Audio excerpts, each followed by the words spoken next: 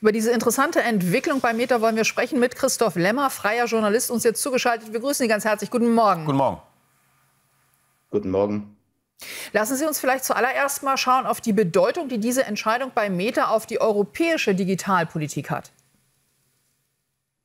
Ja, ich glaube, die ist größer, als sich das jetzt erst einmal anhört, denn die Amerikaner haben ja dazu schon relativ deutlich auch Stellung bezogen, insbesondere Donald Trump. Der möchte, dass amerikanische Plattformen, Digitalfirmen in Europa ihre Geschäfte auch machen können. Und er knüpft das ganz offensichtlich daran, dass dann eben auch die Bedingungen in Europa dafür herrschen müssen, dass freie Rede herrscht, weil freie Rede als Grundprinzip dieser Geschäftsmodelle gesehen wird. Also von Meta, Facebook, Instagram und auch Threads, was ja ebenfalls von dieser Änderung jetzt, ich sage mal, profitieren wird. Genauso wie das bei X von Elon Musk der Fall ist. Und ich kann mir nicht vorstellen, dass die Europäer auf lange Sicht so weitermachen, wie sie bisher weitergemacht haben. Das ist so ein bisschen so eine Zwischenposition, die Europa hier eingenommen hat. Auf der einen Seite zwischen den Amerikanern oder überhaupt einem Trend im Westen, der sehr deutlich wird. Schauen wir nach Argentinien beispielsweise, wo freie Rede auch eine viel größere Rolle spielt, als es das früher getan hat. Oder dieses Jahr werden wir in Kanada einen politischen Wechsel sehen. Pierre Poilievre wird genau dasselbe tun, was Trump in den USA tut und freie Rede wieder in den Mittelpunkt stellen. Und die Europäer werden sich entscheiden müssen, ob sie dabei mitgehen und Teil des Westens auch kulturell bleiben oder ob sie eben stärker angebunden sind an die andere Seite der Welt, zu der Leute gehören wie Wladimir Putin, Khamenei, Kim, Maduro und wie sie heißen. Also im Grunde diese wirklich korrupten, kriegslüsternen Diktatoren, die mit freier Rede überhaupt nichts anfangen können. Und ich glaube, da scheidet sich jetzt gerade so ein bisschen auch in der ganzen westlichen Welt die Spreu vom Weizen. Da würde ich jetzt aber noch mal nachhaken wollen. Nur weil ich mich gegen Falschinformationen zur Wehr setze, bin ich doch nicht gleich auf einer Stufe mit einem Putin.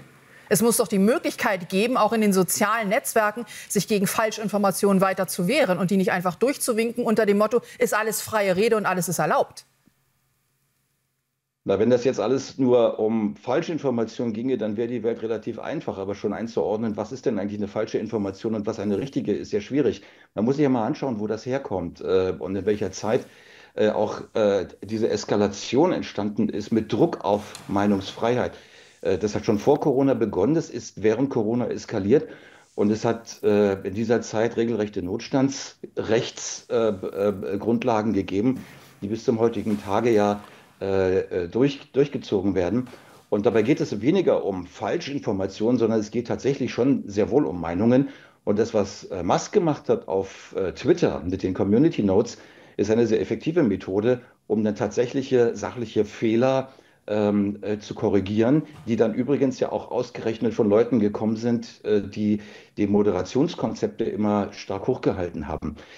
Und auch da muss man eines dazu sagen, auch Facebook wird in Zukunft, ähnlich übrigens auch wie X, auch in den USA bestimmte Dinge weiter durchmoderieren.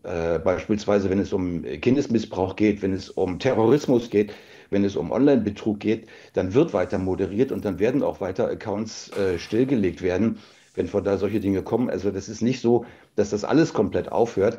Aber was enden wird, das ist das Durchmoderieren von Meinungen. Und da hat sich Mark Zuckerberg ja auch sehr klar geäußert. Er sagt, das ist jetzt in dem Beitrag eben nicht so rausgekommen, aber er hat ja gesagt, diese Moderatoren seien eben sehr häufig auch von einem Bias beeinflusst, also von einer eigenen verzerrten Sicht auf die Welt und von persönlicher Meinung. Und eben oft schon auch dahingehend, was ist noch eine Meinung und was ist eine Falschinformation. Spannende Entwicklung. Herr Lemmer, Dankeschön. Gerne.